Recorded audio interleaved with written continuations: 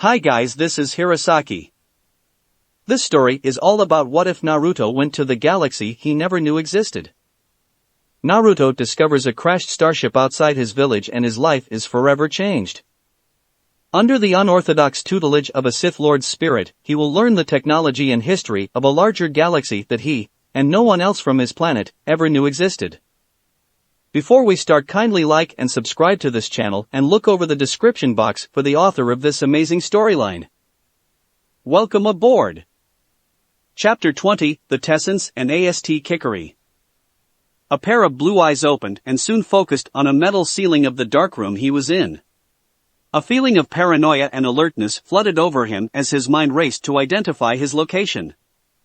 He soon calmed down as he realized he was in his room on their ship, which was parked next to the newly captured castle, and on a planet called Seraphir. Yawning, he sat up and pushed the blanket off him. Looking to his clock to see if it was morning yet, he promptly realized that it was a fruitless endeavor as they were on a planet with no day or night. Stretching out his back and neck, he looked over at the droid that was charging in the corner of his room. It was currently in some kind of sleep mode or power down mode. The R2 unit, which he had decided to call D4, as per its designation as R2-D4, had served them quite well in the short time since it was forced to join their group. It had been 2 days since they acquired the droid in the ruins of the castle, and in that short time, much had happened. They had managed to take over all 3 spaceports on Seraphir. One by one, their group had infiltrated and knocked out the criminals, only to have Plagiues put them under his control. The astromech droid proved its worth by slicing into security systems and gathering relevant information for their infiltrations. No member of their group had been injured, and with the 3 spaceports under their control, they effectively owned the planet. To keep things the way they were, Plagueis began instituting some order among the 3 ports. The cargo thefts and extra taxes were eliminated while the protection tax was lessened. These measures were contrary to what was expected of a Sith, but Plagueis was quite skilled at matters of business, economics, and finance. By improving the image of the ports, they could possibly attract more people to the planet. More people meant more business, and more business meant more opportunities to take advantage of. Instead of fighting amongst themselves, the 3 ports could pool together resources and better protect the area. Plagueis planned to begin some mining operations on the planet in the future, but they currently didn't have the funds. There had to be something there that was worthwhile, and once they found it, it could be mined. Once they managed to gain at least some form of wealth, they could literally afford to look deeper into the events happening in the Republic. So far out in the known galaxy and in not very civilized areas, they had no access to the holonet to look at current events or what had happened since Plagueis was killed. They could also start looking into Sidious and begin monitoring the man's activities.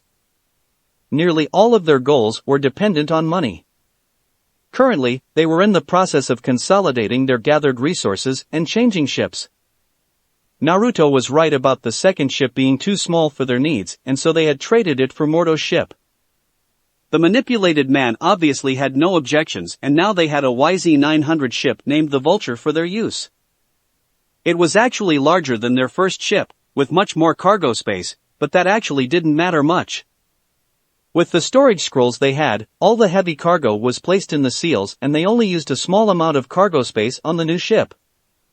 Getting up, he went to get fresh clothes so he could take a shower and then planned on finding some breakfast. Before he left his room, he woke up the astromech droid and it beeped several times before leaving his room as well.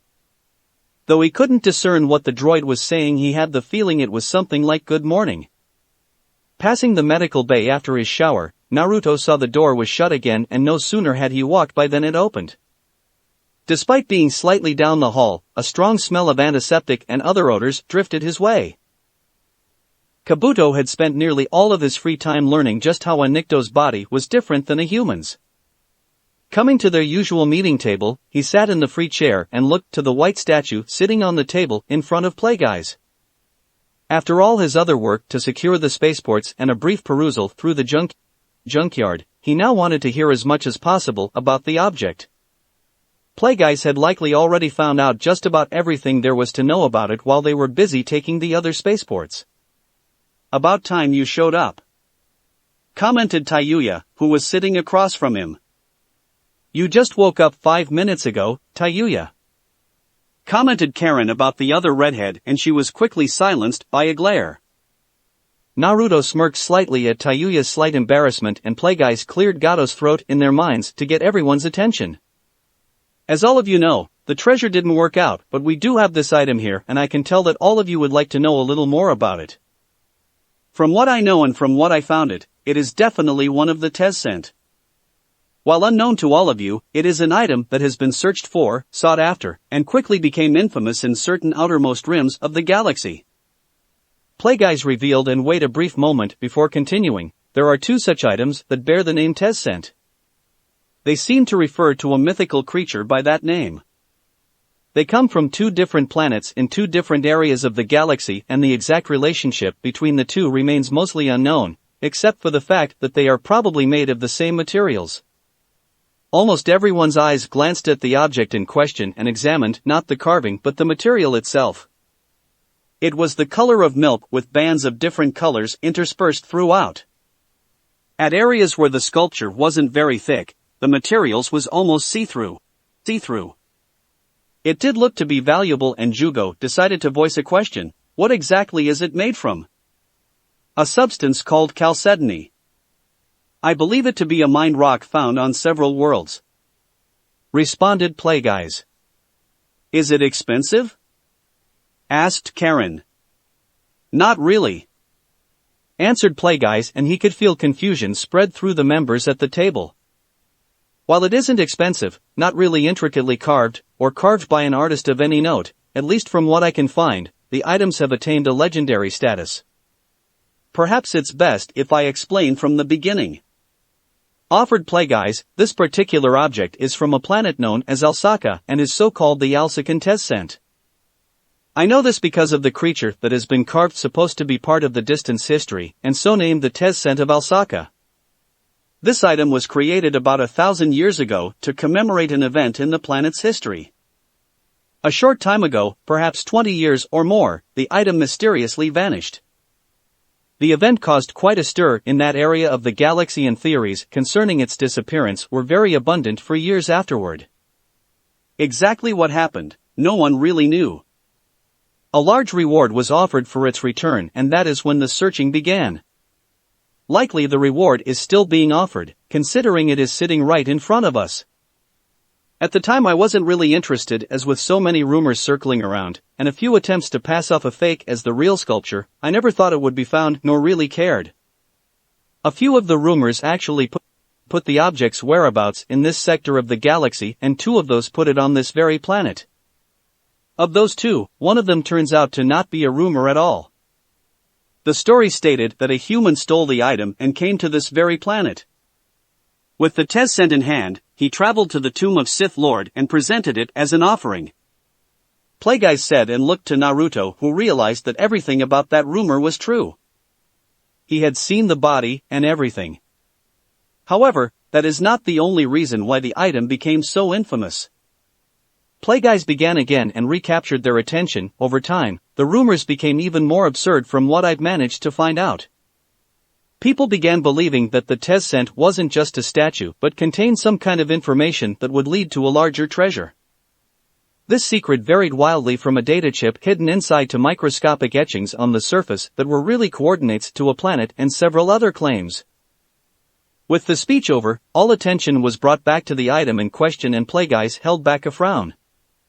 While it was true that a rumor turned out to be truth, he still wasn't sure about all the other rumors that had abounded since had been gone from the galaxy. They seemed quite outlandish and not worth their time. In any case, the sculpture itself still has the large reward attached to it. We could sell it at any time or to a third party. All that remains is to decide what to do next, and I open the meeting to suggestions.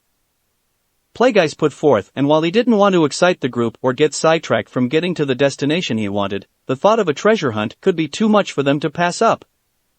Ideally, he wanted to select Tatooine as the next destination. The democratic way to decide was to vote on the subject and hear the opinions of the group members. However, the Sith way was for them to do whatever he wanted to do and not question it.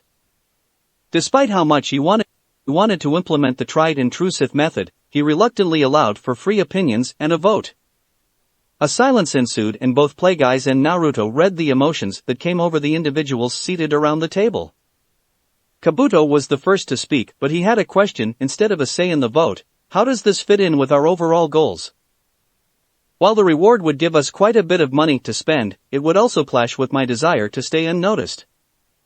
The return of the Tezzent would cause quite a stir and likely put the spotlight on the person that discovered and returned it. I don't want anyone in this group being given that kind of publicity and being featured all over the holonet. I therefore think we should hold on to the statue and wait to return it at a later time. Selling our stolen cargo would give us funds as well and it won't attract the same amount of attention. Answered Plagueis and Kabuto nodded. How would we go about determining if the other rumors are true? The ones about the hidden stuff?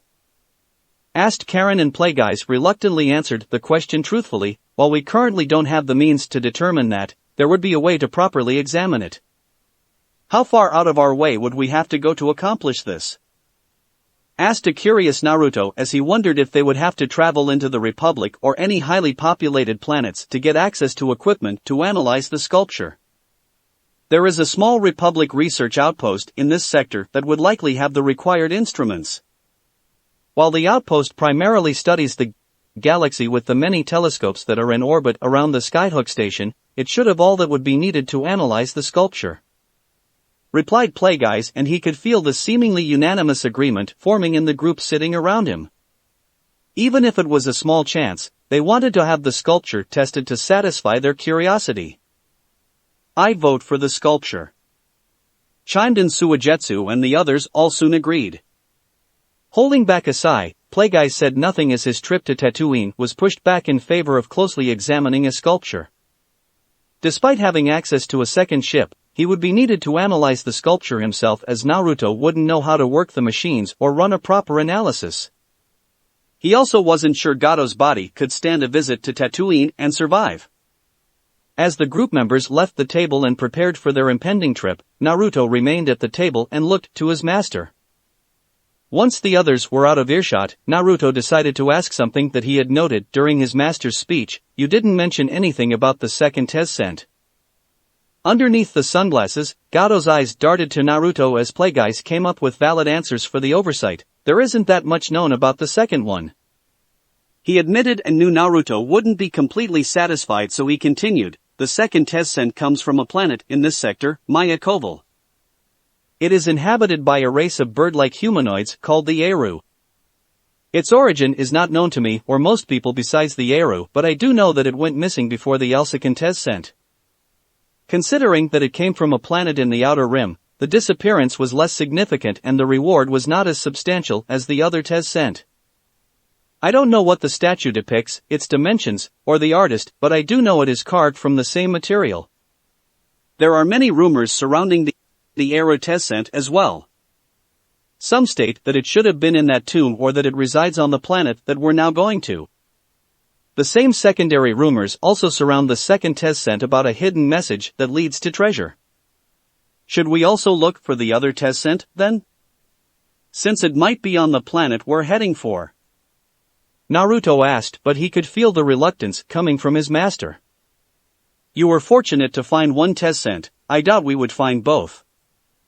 The only rumor that even seemed possible was that the ship carrying the other Tezzent was hit during a meteor shower and either crashed onto the planet or was caught in the planet's orbit and is still there.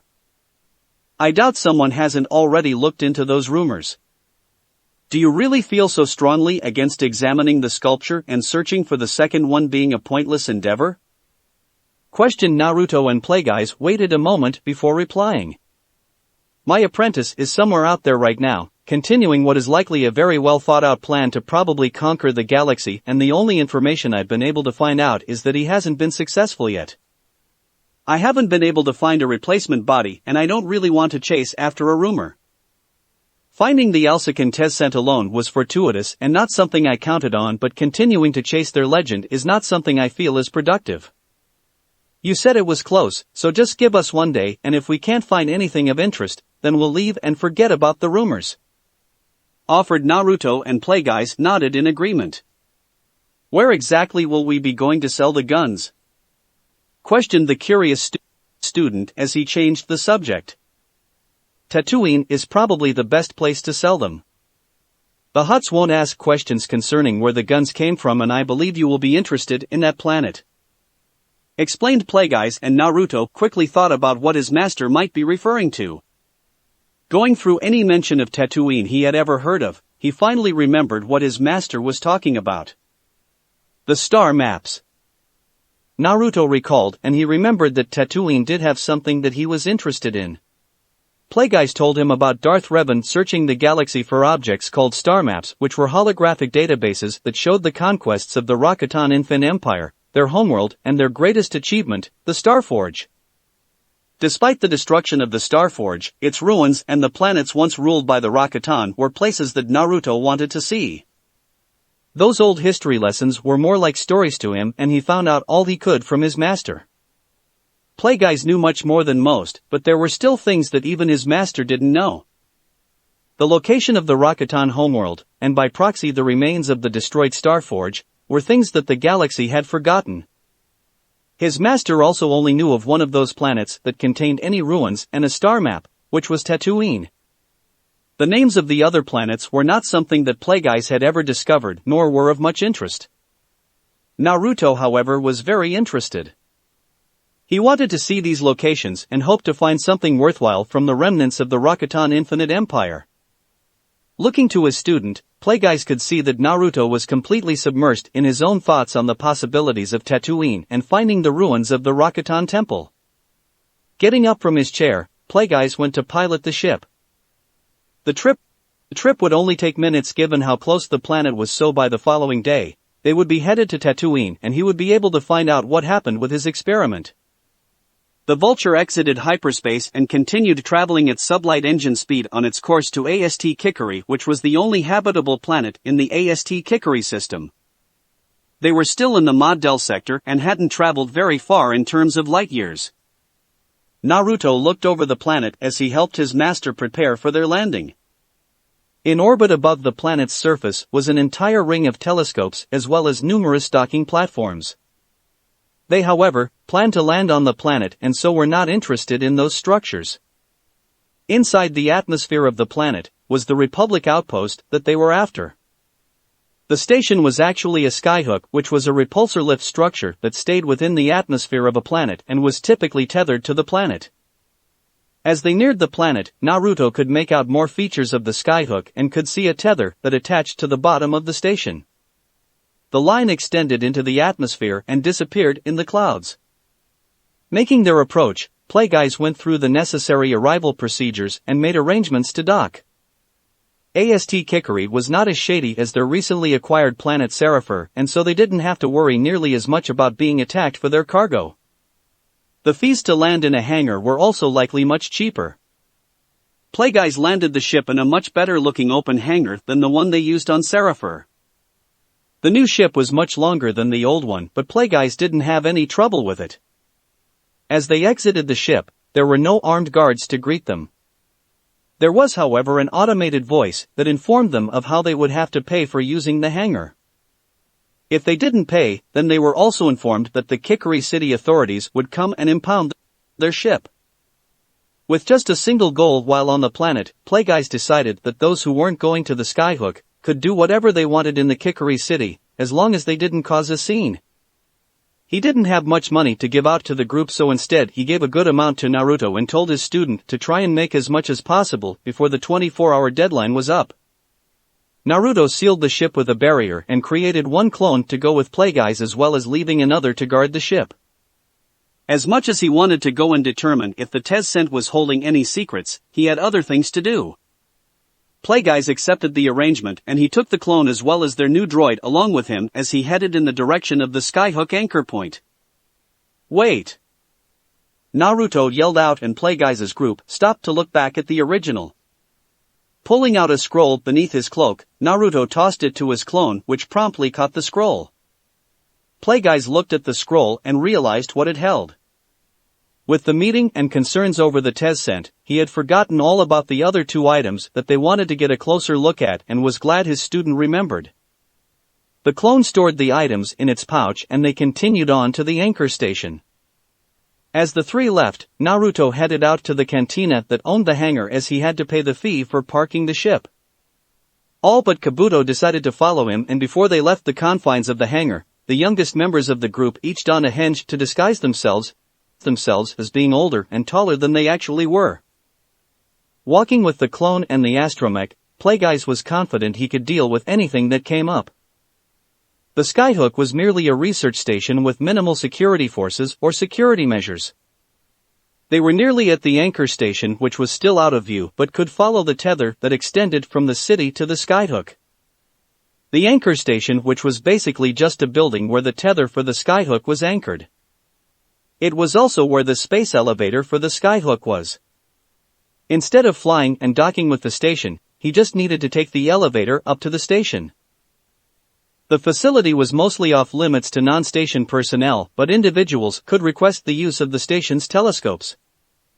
This was not what he was after, but it would give a good enough excuse to manipulate the ground personnel to get him aboard the station where he could gain access to the equipment they were after. While it would have been better if Naruto was there in person, he also couldn't just leave their group unattended down on the planet. They would likely cause problems if one of them wasn't there to monitor the group and he was needed to work the equipment and analyze the test scent. The closer they got to the station, the better they could see the tether. The clone paid more attention to the tether than where it was walking. It's made from carbonite nanofibers. We'll be taking the elevator up, explained Plagueis to the clone of his student, which was hinged to look older and wearing nondescript clothing. Once they got aboard the station and could see what the uniforms were, the clone could hinge into one of the station's personnel and help them remain unnoticed while moving through the station. The head of every male in the group turned to watch the female Twi'lek walk by. Their attention soon returned to looking for the cantina while the two redheads of the group glared at them. Ignoring the threat-filled thoughts of the girls, Naruto looked over everything that was around him. The streets had merchants, but everything was far busier than Seraphir and looked more inviting. Perhaps with the changes Master put in place, the ports on Seraphir will attract more people and look more like this. He thought as he examined the sky and found it looked rather like their home planet. The sky was the same color blue, the clouds looked familiar, and the temperature seemed pleasant.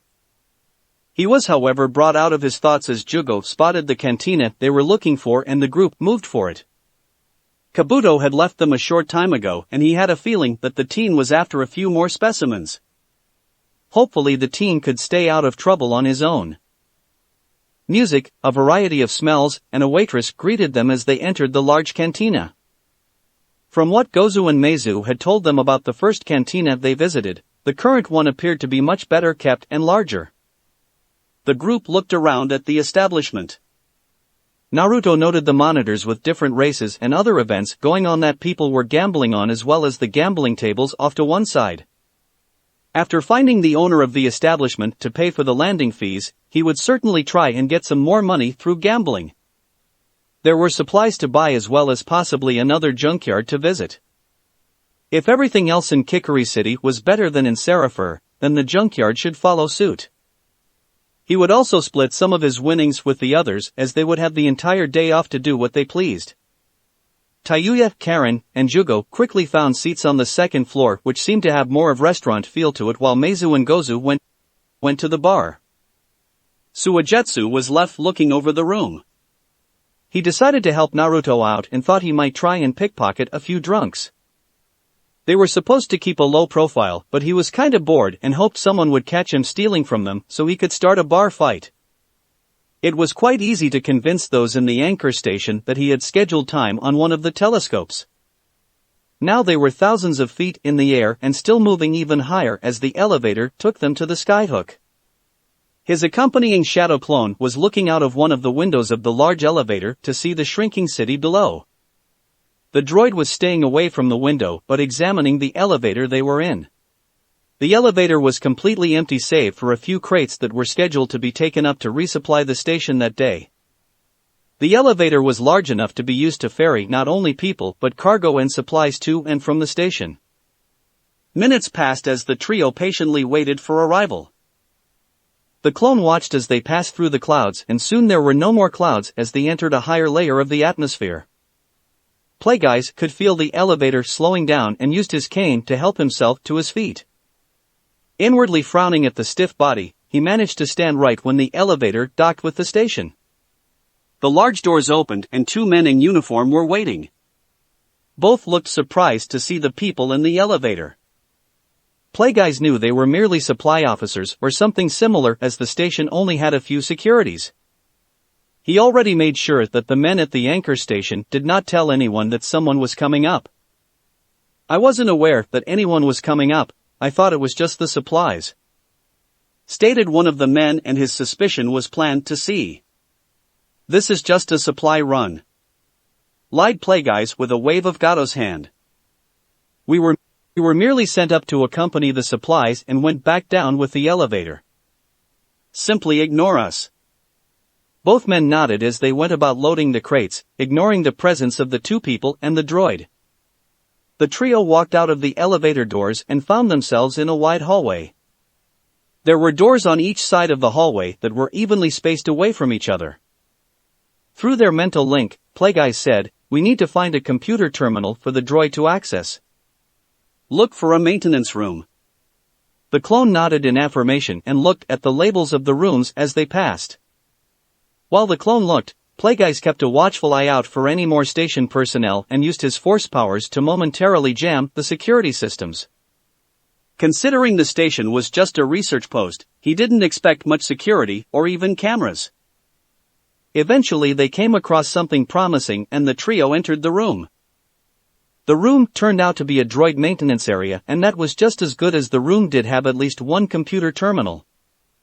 Looking over the room, they only saw few droids that were in power-down mode, and none of the droids appeared to be active. Barring a problem on the station, it would hopefully stay that way. Hurrying the still scared droid to the computer terminal, a computer interface attachment popped out of one of the many compartments on the droid's body and fitted into the computer terminal. "I'd like you to get the schematics of the station, determine all the security measures the station is using, and find us the quickest route to whatever analysis lab they have," ordered Plagueis, and the droid beeped in response as it sliced into the station's systems and sifted through all of the data for that information. Staying to the shadows, Kabuto stalked a new specimen that he had seen and had taken an interest in. The insectoid creature was quite unique in appearance, being rather thin with a yellow carapace that featured many spikes. The medical droid on the ship would likely know what species it was, he just had to get the creature back there. Following it through what appeared to be a market area, he determined what method was best. Because of the carapace and spikes, using snakes was out of the question. There was a chance they wouldn't be able to get through the exoskeleton or would be injured by the spikes. Sure that he hadn't been spotted, Kabuto followed the creature into an alley and smirked as the isolated area would provide what he needed. He however quickly realized his mistake, as upon closer inspection, the creature had a third eye in the back of its head. No sooner had the realization been made than the creature began turning around with a blaster in its hands, and Kabuto jumped to avoid the initial shots. Sticking to the wall for a brief moment, Kabuto managed to jump behind the creature and was already upon it before it could aim the blaster to fire another shot. He grabbed the creature's wrist to stop it from shooting the blaster, but found it surprisingly stronger than its thin body would suggest. His laser scalpel was quicker than the insect's other hand, and he sliced through its neck, completely decapitated the creature. As the body crumpled to the ground, Kabuto looked to his hand and found a wound on it from the creature's spikes. Such a wound would not have normally been of concern, but he saw that mixed with the blood appeared to be some other purple-colored liquid. The spikes are poisoned as well. He realized with a short chuckle as he braced himself against the wall to keep his balance from the dizziness that swept over him. The effects are also quick to manifest. He noted and began diagnosing himself as well as removing the poison from his system. Given that his body was now so altered, the poison wasn't taking its complete effect on him, however it was rather different from what he was used to. From what he guessed, he should have been completely knocked out within a few moments of injection. Instead, he was just a little dizzy, disoriented, and tired. When he had finished removing the poison from his body with a medical ninjutsu, he stored it in a small vial that he took out from his utility belt. Standing up again and testing his balance, Kabuto removed his corpse scroll and worked as fast as possible. The shots had probably alerted someone in the nearby area, and he needed to be gone before anyone saw him.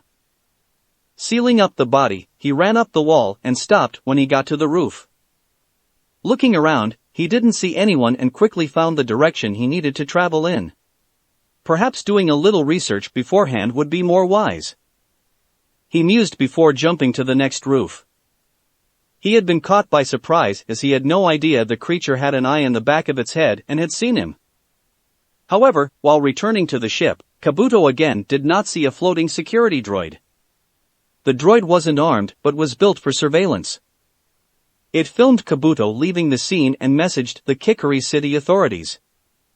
The droid proceeded to follow Kabuto back to the hangar, staying up in the air and a good distance behind.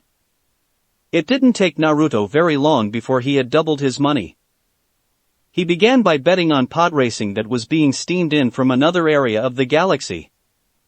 Looking over at the tables, he guessed he only need another win before he would have enough to enter a game with higher stakes. Looking over the other races that were being held, he went over to a monitor showing gladiatorial combat and pulled out some money to place a bet with. "Do you think he'll actually win?" asked Karen as she looked down from the second story at the hooded man that was betting with the money Playguys had given. "It looks like he already won something," commented Jugo. "He better not lose all our money," added Tayuya as she looked at Naruto placing another bet. She didn't like the fact that he was in charge of all of their money. He was younger than she was and therefore by definition less responsible. It's not like she would spend all her money on one thing or something she didn't need. The drinks soon came and the disguised group examined the exotic drinks. They had no idea what they were really ordering as the names didn't even look remotely familiar on the drink menu. Given that they would be there for a while, they decided to order some food but found the same problem as the food menu featured many dishes they had never heard of before. D4 quickly found all of the information that Playguys had asked for. In fact, the droid found it much faster than Playguys expected. "It must have some extensive modifications in order to work so fast," he mused as they moved towards the lab. The clone had used a combined henge to hide both itself and Playguys in a single transformation of a normal-looking station worker in their standard uniform. Working together, they had to synchronize their walking to keep the transformation active while D4 led the way. It didn't matter that Gato didn't have chakra as the technique was entirely created and controlled by the clone. Taking a lift to a higher deck, as the station had 10 levels, they passed by several other uniformed individuals but remained unnoticed. They just appeared to be a maintenance worker alongside one of the station's astromechs. Arriving at the door, the droid informed them that it couldn't detect any life signs in the room. The door was locked to authorized personnel only but Playguys manipulated the lock to allow them access. The fact that the room was dark when they entered was a good sign as it meant that likely no one was coming back for at least a little while. Playguys looked over the present devices and found the research station was indeed well equipped for what they had in mind. It was difficult to tell how well used the equipment was, but given that the station wasn't very concerned with sampling, they probably wouldn't be bothered by any other scientists. The clone ended the henge, leaving both of them standing next to each other as the white smoke dispersed. Playguys went to the proper machines and turned them on while the clone looked over all that was in the room. Its creator would likely want to get as many details as possible when it dispersed. Unfortunately, given the distance of about 40 miles between the station and the surface of the planet, Naruto couldn't control his clone from that far away or connect with it, so he only had the clone's memories to learn from. Once the machines were ready to use, Playguys turned to the clone and it soon realized what he wanted. The clone pulled 2 scrolls from its pouch. The first scroll held the Tessent that Playguys would analyze while the second scroll held the Raijin, which Naruto had held onto for many years but had not used or had a chance to properly investigate. Not wanting to destroy the weapon, they had never been able to figure out how it worked, but now that they had the opportunity. Unsealing the sculpture from the first scroll, the clone handed the test scent to Plagueis, who carefully took the statue and began the first series of analysis. To test all of the theories surrounding the object, Plagueis planned to scan it with the full electromagnetic wave spectrum as well as microscopically examine every inch of the outside. He also had a few tests of his own to find out as much as possible about the object and prove whether it was hiding any secrets, while the Raijin would be analyzed to determine out what was inside the solid, non-conductive exterior mold. Prying open the exoskeleton didn't prove very difficult as Kabuto searched for the glands that produced the poison on the spikes. The species turned out to be a Kobok, and the medical droid was able to tell him quite a bit about its anatomy and the poison it produced. Having experienced the potent substance firsthand, he was interested and wanted to see what he could do with the poison. Looking to the counter in the small medical bay, he found the dispersal grenade that he had collected while they were on Seraphir. Naruto had explained how the grenade worked, and it was currently empty from when it was used against the ship. If I can turn the poison into an aerosol, I can use the grenade to disperse it. It should work relatively fast. He mused and decided to see if he could. Once he determined the chemical makeup of the poison, he might even be able to secrete it from his snake's fangs to incapacitate prey. His musings were halted, however, when his snake sensed something outside the ship. Through their connection, Kabuto could feel several life signs in his short sensory range. They appeared to all be in the hangar and moving toward the ship. The others couldn't possibly be back that fast, so it must be another group. He wasn't that worried, however, as Naruto had placed seal tags and a barrier on the ship to prevent access, except from the top hatch, which was what Kabuto used to get back aboard the ship. Unless the newcomers had a method to get around Naruto's Fuinjutsu or tried to get in through the top hatch, then the freight elevator and the loading ramp were not going to work for them. The clone Naruto had left had already dispersed when he had returned to the ship after securing the body. Leaving the ship's infirmary, Kabuto went to the nearest communication device. Sitting down at a round table similar to what they had on their other ship, only larger, Kabuto remembered the sequence of buttons he had to push on the console to contact Naruto. Plagueis looked intensely at the screen as it showed him the initial results for the test scent. The material it was carved from was indeed chalcedony. It wasn't rare nor valuable, but it did appear that the object was the real deal. He didn't know of any other distinguishing marks for either of the tessents that would definitively show that what they had found was real. As the scan continued, he started getting lost in the lore and checking every single rumor that he had heard, doing an X-ray of the device, scanning it with different electromagnetic wavelengths and doing three-dimensional surface scans in order to determine if something is written on the surface. Given their time constraints, and the fact that anyone could come in to use the lab at any minute, Plagueis stopped his in-depth analysis of the test scent so that he still had time to analyze the weapon. That analysis was actually more important to him as he definitely wanted to know what was inside the device to give it the ability to project solid electrical energy. Taking out the Raijin, he quickly placed it in a compositional analyzer. Ever since he had learned of the weapon, he wanted to know about its secrets. Waiting while the analysis machine worked, he was interrupted from his thoughts by the clone, "Master?" Plagueis turned in the chair to look at the clone but said nothing as he waited for the coming question, "When did the other test scent go missing?" Thinking about the answer, Plagueis posed a question of his own back at the clone, "What will you do with the information?" "I wanted to have D4 check the station's sensor logs. If I'm not mistaken, you told the original that the other test scent may have come here and been caught in an asteroid shower," explained the clone. "If by some chance the other one did come here, someone would have found it already, and if it did get caught in a meteor or asteroid shower, then the ship may not have survived," stated Plagueis, but since they were already there and neither the clone nor the droid had anything to do, he decided to let them try. With still quite a bit of skepticism, he answered the original question. "It would have been about 25 standard years ago, give or take. I'm not completely sure on an exact date."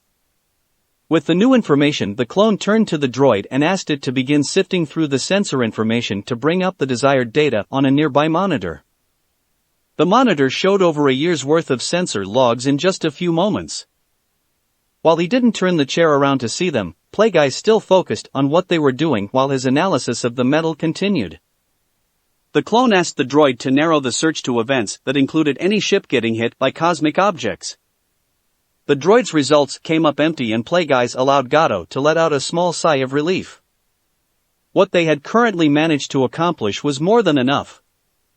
Thinking that they could find another infamous item, despite innumerable others having failed, was pushing their luck. No sooner had he put the thoughts out of his mind to focus on the analysis results, than a few beeps from the droid caught his attention. While he couldn't understand everything that the droid was trying to say, it sounded like the droid was trying to tell the clone that a small amount of data was missing. "That's odd.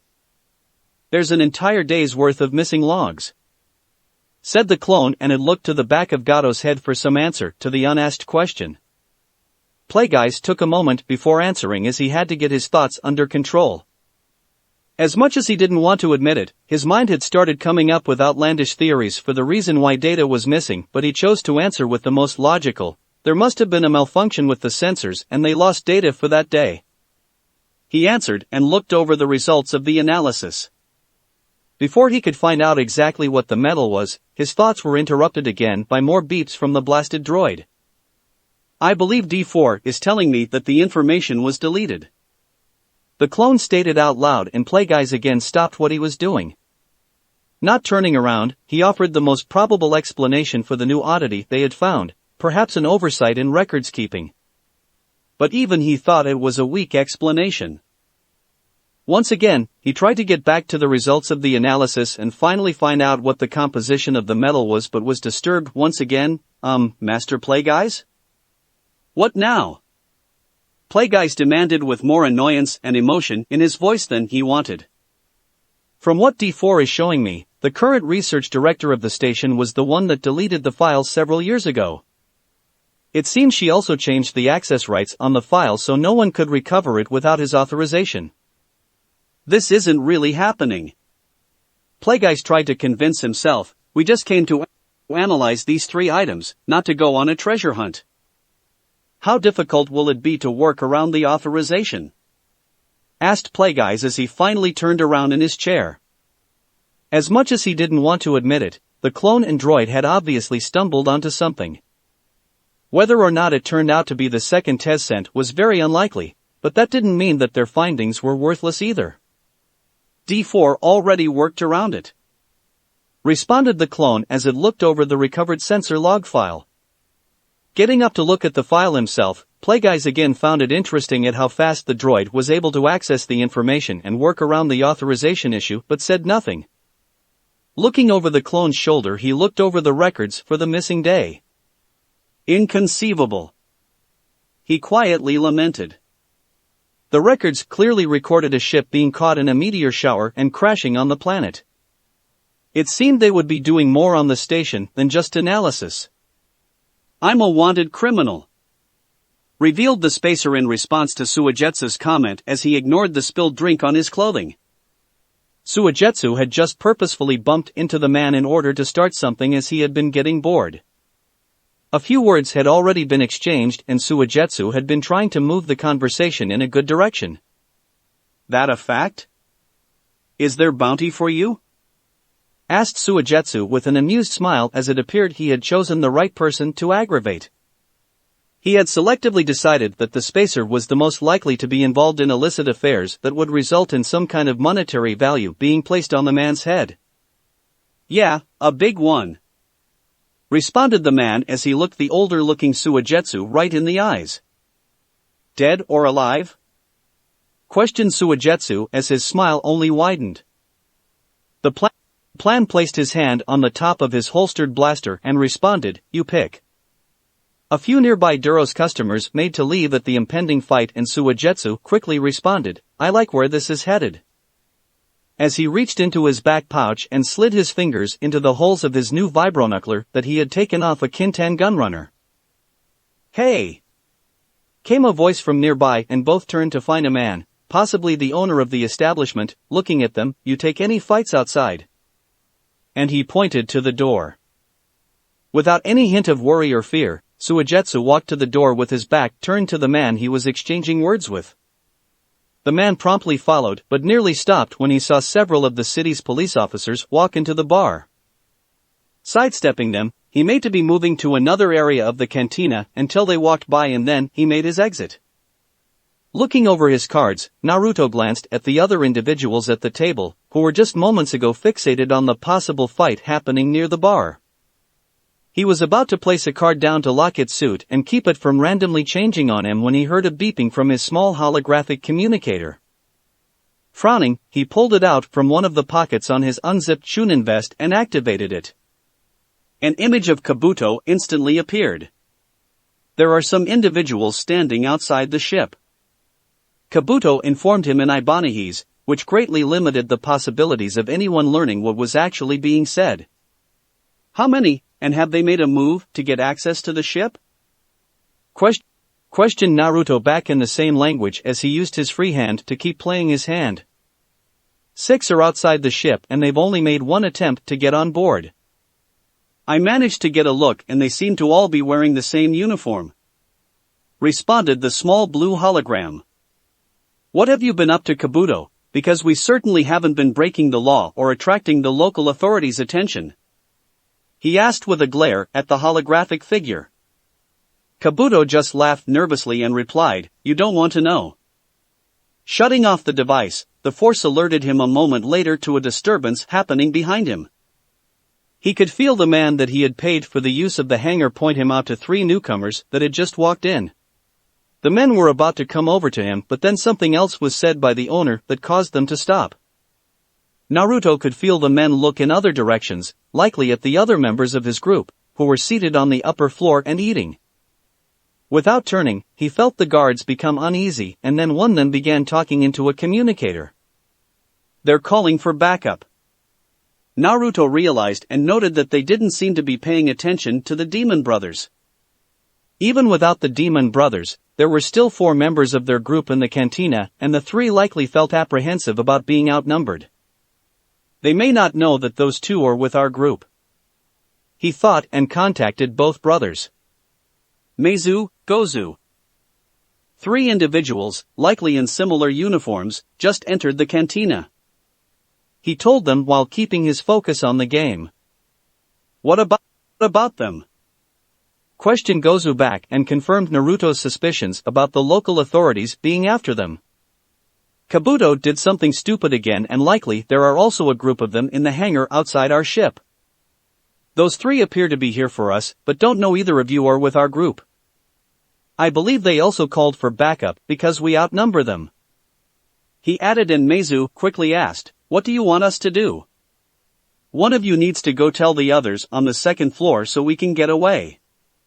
There seem to be some windows on the 2nd floor you can make use of. I'll need the other one to take care of my winnings after they leave. I'll meet up with all on the roof, and if Karen finds Suigetsu, I think he's outside killing someone." He ordered and finished the hand. He noted that couldn't feel Suigetsu anymore, meaning that the white-haired ninja had moved outside his range. Before standing up, Naruto looked to the other players and said with a wave of his hand, "I have to go to the bathroom, and in a few minutes my friend is going to come over and cash me out. None of you will find anything wrong with that." The droid dealer also seemed to understand him, but he knew it wasn't influenced by his manipulations. Getting up, he walked to the bathroom and could feel the city security trio tense at his movement. Entering the facilities, he quickly moved to the wall and went through the proper hand seals to merge with the wall and make a getaway. Sitting at her desk in her private office in quarters, the research director of the station looked over the datapads that were filled with the digital paperwork that came with her position. The sound of an alert coming from the console on her desk was a welcomed reprieve. The reprieve was short-lived, however, when she realized what the alert was. Her eyes widened as old memories resurfaced. She had set the alert years prior after she had discovered something. At the time she was just a normal researcher, but with her promotion to director, she restricted access to a file in the sensor logs and then deleted it. She placed the alert just in case anyone ever went looking for the file or managed to open it. A hologram came to life on her desk and she looked at a schematic of the ship. A red dot indicated that the breach came from the materials analysis lab. Picking up and looking through a nearby datapad, she found that no one was scheduled to use the lab that day, which made her frown. Instead of calling for security, she moved to a drawer on her desk and unlocked it. Amidst a few items, she pulled out a small locked box and opened it to reveal a small holdout blaster. It was made to be easily concealed. The power cell would only last a few shots and the range wasn't very far, but it would be enough for her purposes. Taking the blaster, she left her office and headed for the lab on the lower levels. After running a quick scan on the right gene, Plagueeyes and the clone left the lab and headed for the upper level of the station. Plagueeyes hadn't even gotten the chance to look at the results from the scan of the chakra metal or the right gene because they now had something else to think about. He just sent the information to Droid and it saved it all in its memory banks. From the file D4 had found, it seemed that something had been covered up. Plagueeyes wasn't sure what significance it really had, but he was interested. Deleting and restricting access to a file was dead giveaway for illicit activities. Given how closely the information in the file conformed with the most commonly spoken rumor about the area test scent, he would admit that perhaps there was something to the rumor after all. The clone had asked him about going down to the planet's surface to look at the crashed ship, but he had no intention of doing it. The person that deleted the file had obviously already looked over the crashed ship and whatever they found was enough to make them delete the file to prevent others from investigating. Given that the individual involved was now the senior-most researcher on the station, it stood to reason that whatever she had found was either long gone or inside her office. Considering that their findings were leading them closer to the second test scent, it was possible that the item was in her quarters, especially since it hadn't been returned. That kind of news would definitely have spread quickly, even in the Outer Rim. Thus far, no one had been the wiser about their movements on the station. They were once again in a combined henge masquerading as one of the station's many personnel. While everything was going well, there was one close call just a few moments prior. Someone they passed by nearly ran into them as she moved with urgency in the opposite direction. Whereas most other people they had passed were focused on some task, this individual seemed very serious and worried.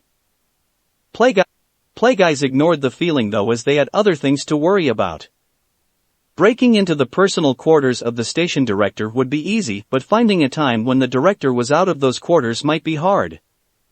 Coming around the bend of the hallway, they found an intersection that led to where they wanted to go. D4 led the way while the clone moved cautiously and stopped short of the room they were after. Plagueeyes instructed it to open a maintenance panel that was on the wall and appear as though they were looking into minor problem. Having the real Naruto there would have been more advantageous as the clone couldn't sense for life signs, but they would have to get by with what they had, which was D4. The astromech moving down the hallway was even more inconspicuous than they were. Giving the droid a signal, it left the open panel and scooted down the hallway. A small attachment came out of one of the droid's top panels and began scanning for life signs in the immediate area. The scanner worked better in the open and could be deflected by the walls of the station, but it was the best that they had. The droid moved down the hallway and eventually reached the quarters. Its scanner had been active the whole way. It briefly stopped in the hallway and then turned around to let them know it was safe with what sounded like a whistle. The clone moved to the door and made sure the coast was clear. At the same moment, Plagueeyes began manipulating the control panel for the door to allow them entry. Once they were in the room, the henge was ended and Plagueeyes began a quick search of the room. He put his hand on most of the wall surfaces to see if there were any hidden compartments. While Plagueeyes was working on the walls, the clone went about searching the desk. Coming to the last wall, Plagueeyes placed Gato's hand on it and smirked. He told the clone he had found something and it stopped looking through the desk. Searching the wall, he was unable to find any control panel or button. Turning, Plagueeyes looked at the desk and began looking for a button or switch that would open the panel on the wall. While Plagueeyes was looking, the clone examined an open box that was on the table. From the shape made in the foam, it looked like some kind of instrument or tool used to be in the box. The clone continued to look at the box until Plagueeyes found the switch and a panel on the wall began opening. The trio's attention focused entirely on the wall as the panel slowly raised to reveal two shelves of artifacts that had been hidden. It appears Madame Director is quite the collector. commented Plagueyes, and his eyes came upon the largest object on the shelves, which was a white sculpture that looked quite different from the one they had but was made of the same material. How is it we managed to find both? Plagueyes questioned, as the sheer coincidence was astounding. 2 items missing for decades, and in the course of less than a week, they managed to find both. He had never known his luck to be that good. His thoughts were quickly interrupted by the door to the quarters instantly opening to reveal a surprised woman in uniform with graying hair. A moment passed between them before she looked at the hidden panel and her face contorted in rage. As she pulled out the blaster and aimed it at them, the clone jumped in front of Plagueyes and threw a kunai at her. The woman fired the blaster just as the kunai pierced her throat. The plasma bolt entered through the stomach of the clone, causing it to dispel and continued on to burn through Gato's upper thigh. The kunai soon dispelled as well, but it had already done its job and the woman collapsed to the floor as she bled out. Plagueyes managed to grab the nearby chair for support as Gato's body nearly collapsed. He was in no pain, but Gato certainly was, and the leg was now useless. Quickly taking in the situation, Plagueyes began trying to come up with a plan. The clone was gone, which also meant he couldn't use a henge. Looking to the floor, he saw the scrolls that the clone was carrying, which held the items that they had brought. Using the force, he grabbed the scrolls and stuck them in his pockets. Falling into the chair, he maneuvered it around the desk and then used the force to pull the woman's body through the door so he could shut it. Others had undoubtedly heard the shot and he soon realized where he was, who the woman was, and what that meant. Hearing blaster fire on the station would call for a search to determine where it came from. The station had no military personnel, just a security force, but they still had blasters. He also realized that in the event of a problem, they would contact the director, who was now dead on the floor. If they couldn't contact the director, they would search for her. His holocron was sealed into Gato's body, and with the injury, there was no way he could move around the facility. He was trapped in the injured body with only an astromech to accompany him. The helpless droid was in the corner of the room and looking over the scene while making a low foreboding sound. Pulling the small holdout blaster to his hand with the force, he realized he only had a few shots and not enough to really do anything.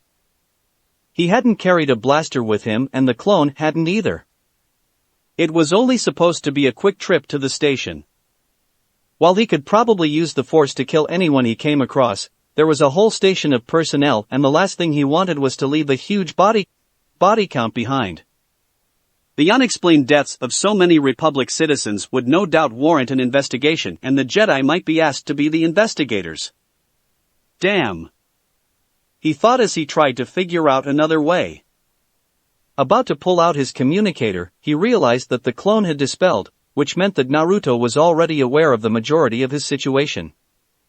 I'll have to let him take care of this, he concluded and looked to the milky white statue sitting on the shelf near him. It seemed one more of the rumors surrounding the statues was true. Those that search for the infamous Tessans would only find hardship and misfortune. Sitting on top of the open hangar, Naruto's head instantly filled with the memories of his clone. Shit! He cursed out loud in a low voice. What's the matter? I thought you said the authorities wouldn't be a problem? Asked Tayuya, who was sitting next to him and looking down below at the men standing outside their ship. It seems Master Plagueyes is in trouble too. Naruto explained. What should we do then? Karen and Gozu went to get Suigetsu and they're certainly not back yet.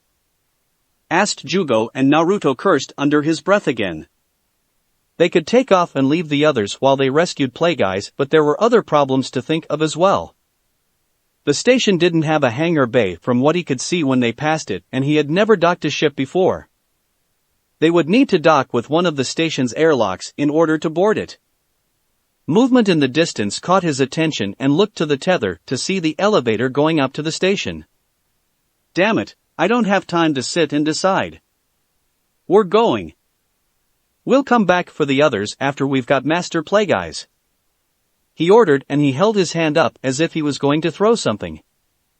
Throwing the imaginary object, the attention of the local authorities below were all diverted as if they had actually seen something move in that direction. They quickly moved to see what it was. Now! Naruto ordered, and his group jumped down below to the top of the ship. Getting to the top hatch, he opened it and they all jumped in. Naruto moved right past Kabuto as he went down the hallway and to the cockpit. Is he mad at me? Kabuto asked Meizu, and the Kiri ninja replied, Master Playguys is in a bind and Suigetsu was fucking around somewhere in the city. Kabuto nodded with a smile, as it seemed he wasn't the only one causing trouble. Crouching down next to one of the pilot's seats so as not to be noticed out the window, Naruto began starting up the ship. A flashing button soon alerted him to a problem, and he used the ship's sensors to figure out what it was. Cursing, he realized that a device located beneath the landing pad had been activated and was holding the ship's landing struts in place, as the entire landing pad had been magnetized. So that's how they keep ships from leaving without paying. He realized and knew it was probably the local authorities that had activated it. His mind raced to figure out what to do. He had no idea how to disable the magnetic locking device which was preventing them from taking off. He could go outside and cut the landing struts, but something told him that they would need those in the future. And even if he could get the ship off the ground, he would have to dock the ship with no prior training or experience. He also was sure that the station had defenses and may attack them should they approach and try to dock without authorization.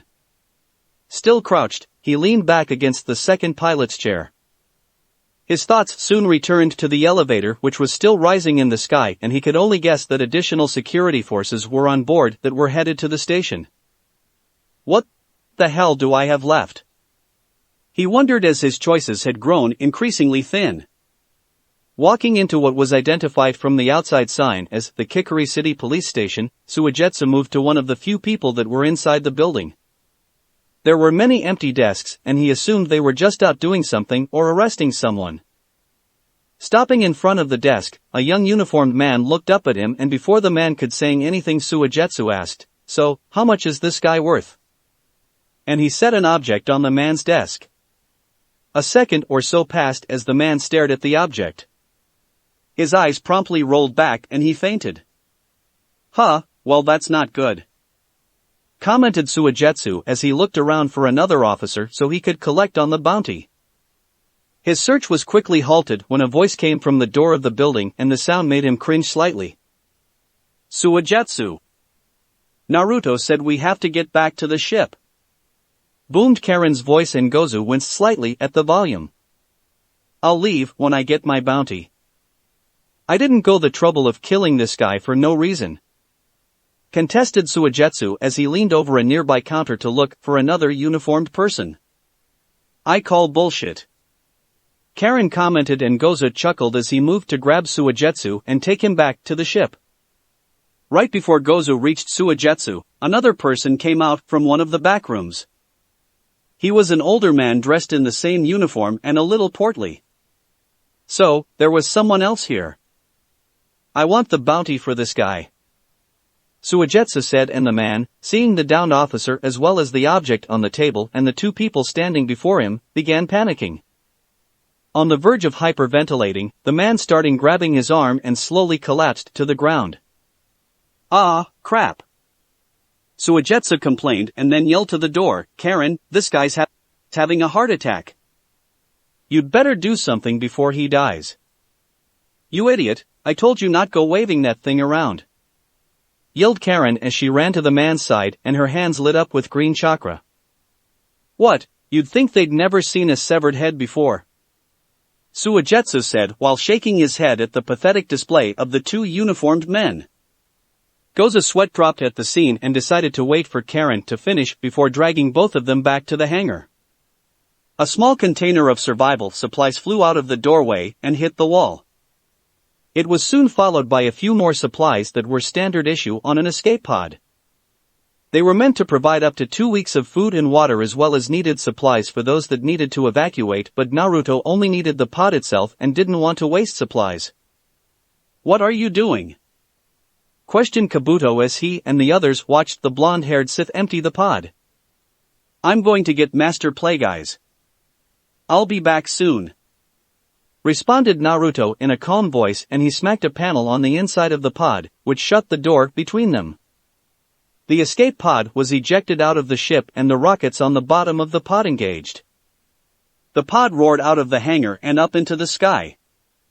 The officers outside the ship could only watch as it kept gaining altitude, leaving a white trail of smoke behind it. Working with what little flight controls the pod had, Naruto put it on a course near the skyhook. The pod wasn't made for precision flying and the controls were minimal, so there was no way he could dock with the station anyway, and he couldn't very well ram it considering the pod would likely be destroyed by the station's hull. There was only one course of action then. Unsealing his sword, he attached the sheath to the back of his flak jacket and pulled on his breather mask. Patience was not something he usually had, but this was not a normal situation. A single mistake would leave him falling to the planet below, and he listened intently to the Force for guidance on when the right moment to act was. Despite the great distance between them, Plagueyes had a feeling that Naruto was definitely coming to help him. He just had no idea how his student would manage to do it. I never did get the chance to teach him docking procedures for a ship-to-ship or ship-to-station docking maneuver. He remembered, but put the thought out of his mind. The last thing he needed to think about was his student accidentally ramming the station and inadvertently causing a catastrophe on the surface below. Skyhooks had been outlawed on many planets of the Republic because of the possibility that the repulsor lifts would fail and the station would plummet to a city below it. Sitting back in the chair, he waited for whichever moment would come first. Either Naruto would arrive or the men outside the locked room he was in would get a fusion cutter and cut through the door. He had no idea which would happen first, so began calming himself down to hopefully meditate, but there was only a slim chance that would actually happen. Stuck in a room in an Ugnaught-like body, with a cowardly droid, and on a Republic outpost in the outer fringes of civilization. Not exactly where I thought I would ever find myself. He thought depressingly, but then again, he never planned on dying in the first place. A few sounds from the outside of the door caught his attention for a moment. Probably a few minutes before they get in, he calculated. Though he could kill the men beyond the door, his main goal at this stage in his plans was to keep a low profile. He didn't news of an incident involving a person with force powers killing Republic citizens on a wayward outpost. To completely make sure that no one ever found out what had happened, he would need to make sure the entire station was destroyed and the personnel all killed. In addition, he might have to make sure that the station crashes into the city below to eliminate all witnesses. That certainly wasn't his idea of keeping a low profile, and if he destroyed an entire station while keeping a low profile, then it would set a bad precedent that Naruto and the others might soon follow. Creating a path of destruction through the outer rim was not what he intended for his return to the galaxy. Turning his thoughts to something else, he wondered what he would find when he got to Tatooine. Seemingly his experiment was a failure, but all the time and effort he put into his research before the test told him differently. He just couldn't believe that he had failed. Failure was a part of experiments, but he had been sure he would succeed. Thoughts of what such a child would be capable of had filled his mind off and on for years. He was in dire need of a new body, which was why the thought of his experiment seemed so tempting as a new body. However, his thoughts wandered to whether or not taking such a body would be beneficial for him. His experiment was all about finding out what a child such as that would be capable of, but skewing the results by inputting himself into the equation, by possessing his own experiment, wasn't what a researcher did. Could he even possess a child that was connected so strongly with the Force? Finding a new body was still high on his list of goals though. He couldn't very well go around testing the blood of everyone he passed, and Force sensitivity was hard enough to spot without any testing. A Force-sensitive and trained individual could sense another Force-sensitive and trained individual, but sensing untapped Force potential was incredibly difficult. He wanted something far better than Gato and recognized the fact that he would have to switch bodies on Tatooine and make sure no one ever found Gato's body. The infamous crate dragons that inhabited the planet should take care of that for him though. The escape pod flew up past and over the station in an arc, no doubt attracting quite a bit of attention from those on the station that were monitoring the sensor systems or maybe even looking out a window. He stayed far enough away that they wouldn't be concerned about the pod being a threat, but close enough that he could achieve his objective. The force told him that the correct moment had arrived. In an instant, he had pulled his sword and stabbed it into the escape pod's hull. With both hands gripping the handle, he cut a large circular hole. Removing his sword, he put it back in its sheath and started at his work. There was no turning back. With a burst of speed, he used a force push to send the circular piece of hull flying off the ship and then dove out of the created hole. His body left the ship headfirst and he found himself in free falling back to the surface. The feeling of being weightless took hold in his stomach and he felt his heart nearly beating out of his chest. The cold air felt like ice water on what little skin he had exposed and he was thankful for the body glove. His mask was switched to rebreather mode, meaning that he was recycling his air and would only have at most 10 minutes before he would no longer be able to breathe. The air was so thin at the height he was at that there was little air resistance against his body and he picked up speed fast. Below him was the skyhook and he was still a good distance above it. The station stood out like a metal castle adrift above in a sea of clouds. Falling faster and faster, there was no sound to be heard as only a slight amount of air buffeted against him. As the station came ever closer, he prepared to work on the stopping procedures that he had thought of on the way up. He was slowing his descent with the force, but he could only do so much. The rest would have to come from jutsu. Putting his hands in a cross-shaped seal, he created a two clones right in front of him that faced him. The clones quickly began going through the identical seals and thrust their palms forward at him. Wind chakra instantly came from the palms and buffeted against him, causing him to slow his descent. While the technique worked, the distance between him and the clones was soon too much for the jutsu to be effective, so he repeated the process. As he slowed and neared the station, Naruto adjusted his trajectory to land on the upper level of the station. He hit the hull of the station hard but landed where he wanted to. Grunting in pain, he limped around for a few moments as he thought, walk it off, walk it off. Glancing around at the still and silent terrain he was now on, his eyes searched for any access points but didn't find any near him. Extending his senses, he searched for Plagueyes and was just able to sense him on the fringes of his range. Quickly moving in that direction, he pulled out his sword to make an entry point. Coming to a point that was more than one level above Plagueyes, he stabbed into the hull and began creating his own access hatch. The moment his sword completed the shape, the piece of hull fell through and he followed it into the ship. Pulling off his mask, he took a deep breath of recycled station air and examined the area he was in. It appeared to be some access or maintenance area. Not taking any more time than necessary, he went about making his way to his master. A noise from the door alerted him that the men outside had evidently found the fusion cutter. A small area of the door began heating up to extreme temperatures, causing it to turn a reddish-orange until sparks shot through the hole that was created by the tool being used.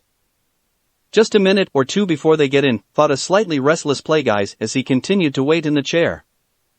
Glancing around the room, he again noticed the small light on the desk continued to flash, no doubt trying to let the director know that someone was trying to reach her, and he ignored it as he had for the past several minutes. He could feel Naruto getting closer to his position and tried to remain as calm as possible. As the sparks reached the halfway point on the rectangle being cut out of the locked door, a noise came from above him and caught his full attention. Protruding from the ceiling was a red blade with black trim and the sight made him smirk. He always did have good timing. He mused and forced Gato's body to stand. The droid also looked away from the door to the ceiling and saw the tip of the sword begin cutting a hole. Backing away from the desk, the hole was soon finished and a piece of metal came crashing down on the table below, causing it to break under the weight. Naruto then jumped down and landed on the metal. Plagueyes looked up to the hole and found a group of clones lowering two of their own down to Gato's height. The clones were holding onto each other and forming a rope of two clones to span the distance to Gato's height. Reaching down, a clone grasped Gato by the forearm and they began pulling the short man up through the hole into the level above them. Naruto pulled out a scroll and quickly looked to the items on the once hidden shelves. Deciding that since the woman was dead and that she wouldn't miss the items, he grabbed all of them and sealed them into his empty scroll. Once Playguys was up, Naruto looked to D4 and though apprehensive at the sight of so many duplicates, the droid moved to the floor beneath the opening. The clones came back down and grabbed onto the droid. Glancing at the door, he noticed that the cutting was nearly complete. Getting beneath the droid, which was actually heavier than Gato, he began pushing to get it up into the hole faster. The cutter finished as D4 was just getting into the hole and Naruto Force jumped into it as the door fell forward and security guards entered the room with blasters drawn. Naruto led the escape with D4 close behind giving directions and two clones holding up Gato. Playguys didn't try to have Gato walk and just let the feet drag across the ground. They were on the topmost level of the station and making their way down the hall to one of the lifts. One floor below them were the guards that had just found an empty room and a hole in the ceiling. "Did you bring the ship?" inquired Playguys through their link. Naruto replied in the negative and told him about the problems. "The elevator?" Playguys asked and Naruto hesitantly responded, "The ship is now down one escape pod." And feeling his master's annoyance, he added, "The elevator was moving to the station before I even got to the ship. So, they might have reinforcements." Playguys discerned and planned out what they should do next. The station did have escape pods of its own, but if they used one then someone on the station could just communicate down to the surface and have people waiting for them right when they landed. "We need to get to the lower levels, there are other means of getting off the station," Playguys communicated to his student.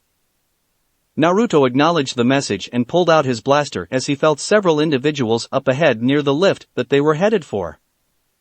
Coming out of his hallway and into the intersection, he fired once at the guards walking down the hallway. Catching them by surprise, the stun bolt struck one of the men in the chest and he crumpled to the ground. The other guards took cover as best as they could as Naruto continued to providing cover while D4 and the clones dragged Gato across the intersection. Once on the other side, he ran down the same hall while one of his clones pushed the button for the lift. The doors quickly opened and the group got in.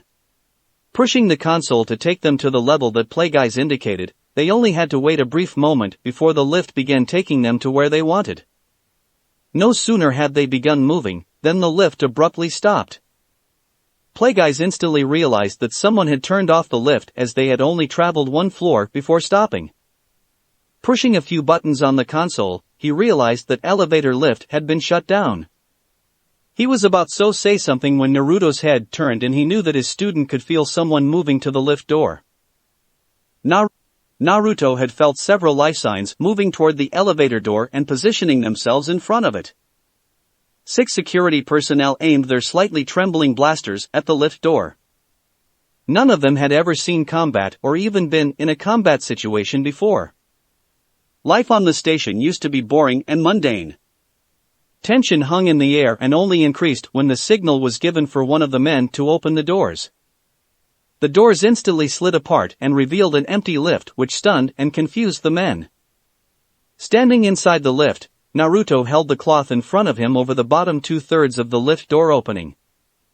He had pulled the cloth out of one of his pouches and put it in the lift entryway to cast his jutsu only moments before the door opened. On their side of the lift, it showed a slightly transparent cloth, but on the opposite side, all the security forces saw was a projected two-dimensional image of the interior of the lift. The break between the top of the cloth and the uncovered lift opening was perfect as the image meshed the two together, forming what looked to be an empty lift. The cloak of invisibility technique was actually the first jutsu that Naruto mastered, but not one that he used very often. The E-rank jutsu, however, was proving its worth at that very moment. Naruto didn't move and he didn't breathe as he looked straight ahead. Less than a foot away from that head were 5 blasters, mostly pointed at his upper torso and head. A few seconds went by before the security members began lowering their weapons and the tension in their bodies faded.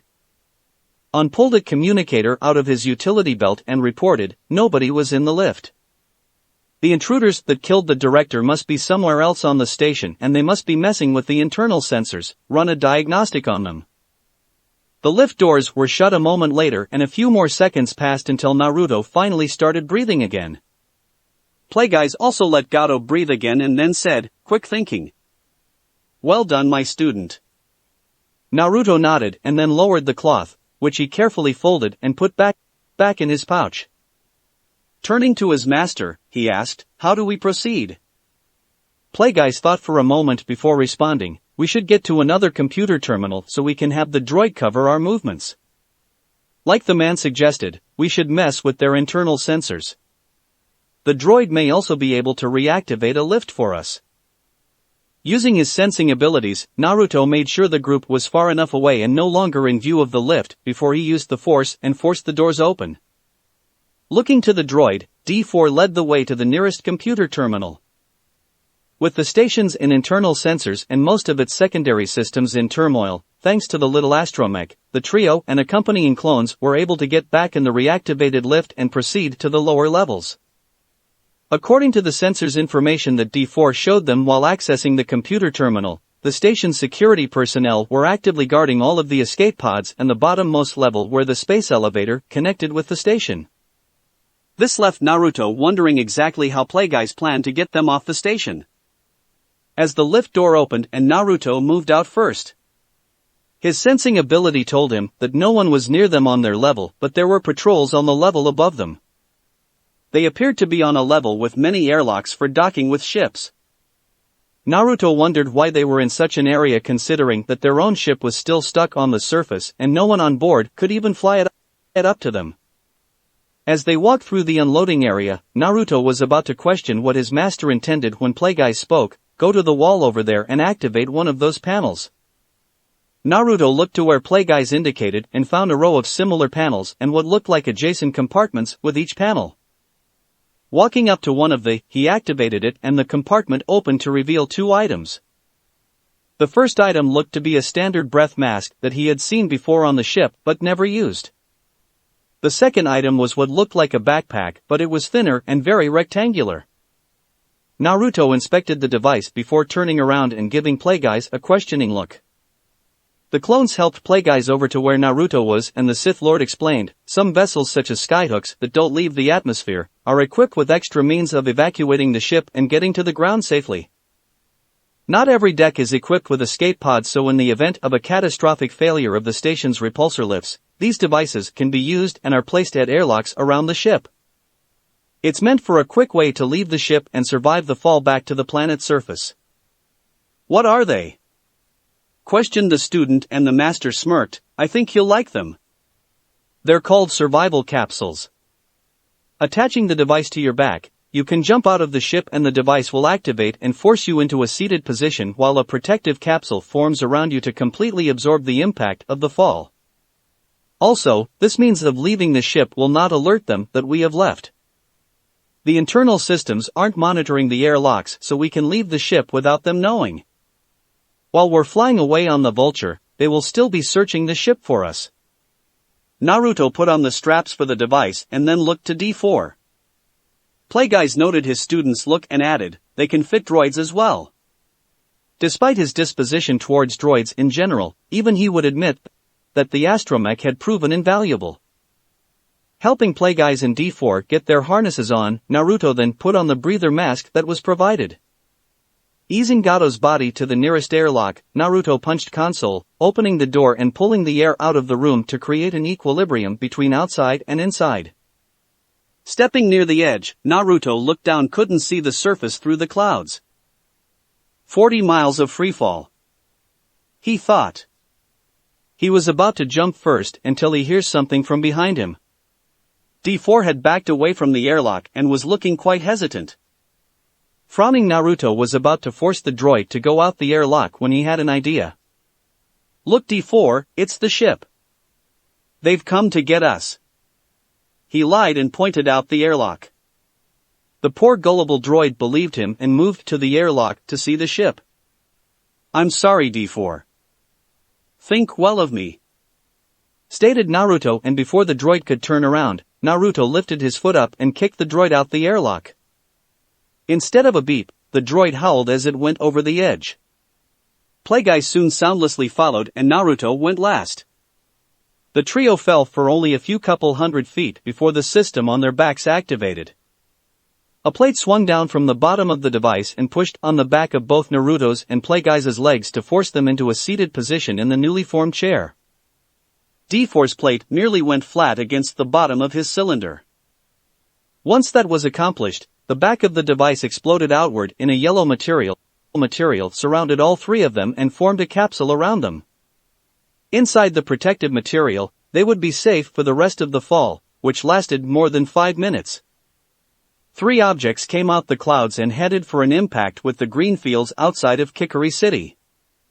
The 3 yellow balls struck the ground but bounced back up and continued bouncing along until the energy from the fall was completely spent. Once safely on the ground, a flap opened to allow them to get out of the capsule. Naruto got out of the straps and then exited the sphere. Looking around, he could see the city in the distance and the tether that went up into the sky. They had drifted quite a bit during their fall, but they weren't that far away. Finding the other capsules near him, he went to help Master Plagueis. Once Plagueis was free, he unsealed the speeder bike and helped his master to the bike. Looking at the other capsule, Naruto went to help D4 and once he opened the flap, he found the angry droid beeping furiously at him. Looking back at the speeder and then back at the droid, he realized that they didn't have room for D4 on the speeder. Of course, he didn't want to leave the droid behind but also wasn't sure what to do. Leaving the droid in the straps, which seemed to make it beat more furiously, Naruto was about to go back to the speeder when Plagueis chimed in. The droid does have a cable gun and magnetic grapple. Naruto nodded at the new information and turned to find a compartment had opened on D4's front. Before he could say anything, the cable gun activated and the magnetic grapple struck him in the head. Looking up at the sky, both heat and pain began emanating from his head. Sitting up, he groaned as his vision spun and then cursed in pain before looking to the droid with murderous eyes. Anger boiled inside him as the droid beeped in triumph. Naruto pulled his sword while he got up. His hands tightened on the handle and he felt some of the Kyuubi's chakra entering into his own reserves. About to teach the droid a lesson, he began walking towards it. Sensing the Vulpine's chakra, Plagueis sent his voice into his student's mind in the form of a mental shout. Naruto turned to Plagueis in both confusion and surprise. In a serious voice, Plagueis told him, "You recruited it, you pushed it out of a skyhook, and there are still things to do. Using that chakra isn't going to help us any." It quickly dawned on him, through the haze of feelings the Kyuubi was magnifying, what he was doing, and he grit his teeth. Coming back to his senses, Naruto kept a scowl on his face, but got his feelings back under control and calmed himself down. He gave the droid another glare for good measure, and then attached the magnetic grapple to the back of the speeder bike. Getting on the bike, he took off in the direction of the city with the droid carrying Bubble in tow. Plagueis looked at the back of his student's head and thought about what had just happened. It seemed his student's condition was getting worse and this was the first time he had seen it. His student could use dark side techniques while controlling his emotions, but it seemed that any uncontrolled and prolonged anger could cause the other chakra to come forth. He had warned Naruto against using its chakra at all, but it seemed to be more unavoidable than he initially realized. Luckily, the amount that leaked out the seal was insignificant enough not much harm had been done to his student's body. While he worried about his student's condition, he was also concerned with how the midichlorians would react. They were an intelligent form of life. If their lives were threatened, he had no idea how they might react. As to his knowledge, something like that had never happened before. He more than anyone else knew that the organisms were not something to take lightly. They were supposed to exist in a symbiotic relationship with the host, but he had no idea what they would do if they felt threatened by their own host. It was not something he wanted to find out. "I'll have to start working with Kabuto on the matter," he thought, and would find out as much as Kabuto had to offer on the subject of Bijou and Jinchuriki. Perhaps I should also tell the demon brothers about his condition and tenant? He considered and thought it might be for the best. Towing the capsule along, the speeder neared the city. The planet had few trees and the flat ground provided no cover for them to hide their approach. Making for some tall buildings on the edge of the city limits, Naruto stopped the bike there and had a clone get D4 out of the capsule. Stashing the survival capsule material, he climbed one of the buildings and got a look at the city and find the hangar. While looking for familiar areas, his mind wandered to something had been bugging him since the authorities came to the cantina. He already had a good idea about what Kabuto had done, but, considering that the snake-like man was not trying to sabotage them again, that left him wondering what had led the authorities to Kabuto in the first place. The former spy was not foolish nor easily tailed by anyone. Looking down the where Playguys was sitting on the speeder, his vision took him to D4 and he realized that he would need the droid to find out that information for him. Jumping down, he looked to Playguys and asked, "Where would I need D4 to slice into if I wanted some information concerning the local authorities and to free the ship?" Playguys thought for a second but knew the likely answer: your droid can likely access that information from any computer terminal. Its slicing abilities appear to be quite good and it should be able to access any network in the city that isn't completely closed off. It could even access it from the one in the hangar that the ship is in. Naruto's eyes widened slightly at the admission. He hadn't seen the computer terminal in the hangar or known that the city was completely networked like the station was. It seemed that they wouldn't have to go searching for anything and could head right back to the ship. All they had to deal with were the officers that might still be outside it. He left Playguys with the bike and walked back to the ship with D4. Once they cleared out the hangar, he would signal Playguys to return on the bike. In the small infirmary, Kabuto sealed back up the body he had been working on. The others were somewhere around the ship waiting to leave and disappointed about losing their free day. The men outside had not been successful at their attempts to gain access to the ship as Naruto's barrier was still holding. A beeping sound brought him out of his thoughts and he searched the infirmary for the small holopad. Once it was found, he accepted the message and an image of Naruto appeared before him. "What's your status?" Naruto asked, and Kabuto smirked while responding, "I probably should be asking you the same question." "We're back on the planet. Gato's injured, but that's it. Now, what is your status?" Naruto said while being a bit more demanding. "We're all on the ship and waiting to hear back from you. There are still 5 individuals outside the ship and they gave up trying to get in. I also don't think they even know we are in here," reported Kabuto. "I'll be back soon and we can deal with them."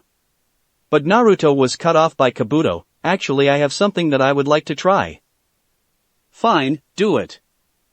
I'll be there shortly," said Naruto as he ended the conversation and the transmission. Pulling out the small grenade, Kabuto smirked as he would get to test his aerosol and see if the substance formed the kobach worked as well in the air as it did when injected. He was confident the chemical would work but less confident about the delivery system and if the grenade would work correctly. Walking to the top hatch, he allowed the hatch elevator to lift him to the top of the ship's hull. Once there, he armed the grenade and tossed it at the group. A few seconds after it hit the ground, a few shouts could be heard and then the sound of several bodies dropping as purplish smoke began to fill the hangar. Kabuto smirked and returned inside the ship to let the gas dissipate and then inspect the results. Feeling Kabuto standing in the hangar and the life signs of 5 unconscious individuals, Naruto contacted Playguys to tell him that it was safe to come to the hangar. Entering the hangar, he found the ship as he had left it and Kabuto standing over the bodies of 5 uniformed men. He didn't bother to ask what Kabuto was doing and went to the computer terminal in the hangar. Motioning to the terminal with a slight incline of his head, D4 followed him and then plugged into the terminal.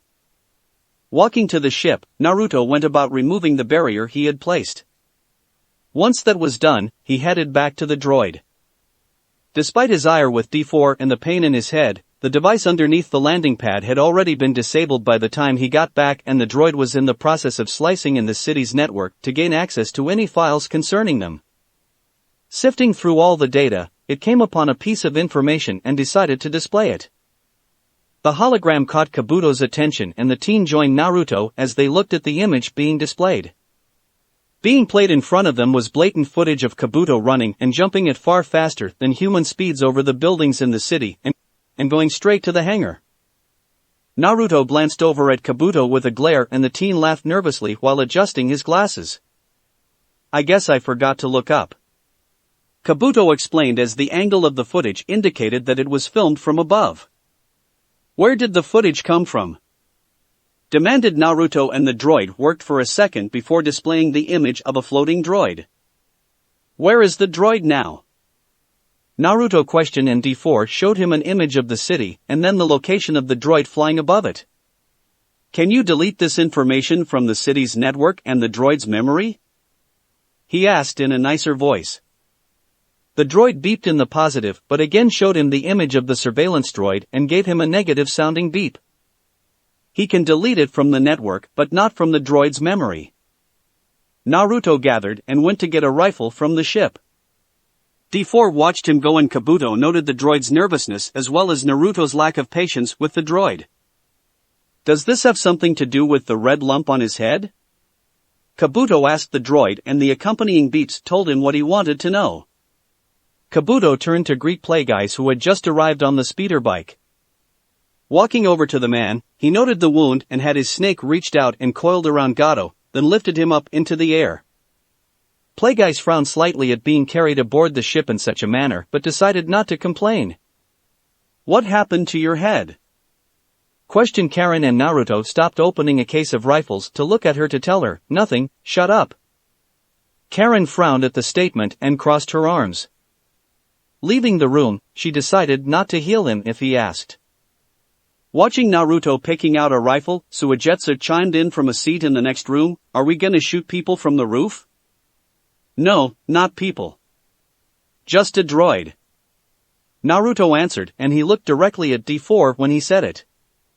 The astromech had only just boarded the ship after corrupting all relevant information about them and their ship from the city's network. The droid saw his look, saw the rifle, and heard the statement, which caused it to beep in fright and speed away into another part of the ship. Walking out the ship, Naruto ran up the wall of the hangar and got to the roof. Checking for any surveillance droids that might be able to spot him, he then looked for what he was after with his goggles. Finding the location that D4 had shown him, he spotted the floating droid he was after. It was likely programmed to float over particular sections of the city and monitor the activities below. He saw other such droids in the distance but ignored them as his target was just the single droid that had spotted Kabuto. Kneeling down, he supported the blaster rifle and aimed at the droid. Compensating for the blaster's drop over the distance and the wind speed, he calmed himself and steadied his breathing. Naruto pulled the trigger a moment later, and the red bolt shot through the sky and hit the droid, causing it to explode. Quickly jumping down to the ship, he went to the landing ramp and got aboard. Though things had been a success, it didn't really feel like it to him. He lost his temper with a droid and nearly used the Kyuubi's chakra. That little bastard did get me right in the head. He thought, and winced slightly when he checked the lump. Walking down the starship, he ignored the looks from the others as he headed to the cockpit. He would have to take the ship around the planet at a low altitude as a preventative measure before leaving the planet and setting a course for Tatooine. That's it for this reading. Hit like and subscribe for a free ticket pass going to the different worlds of anime fanfiction. Looking forward to having you on board again.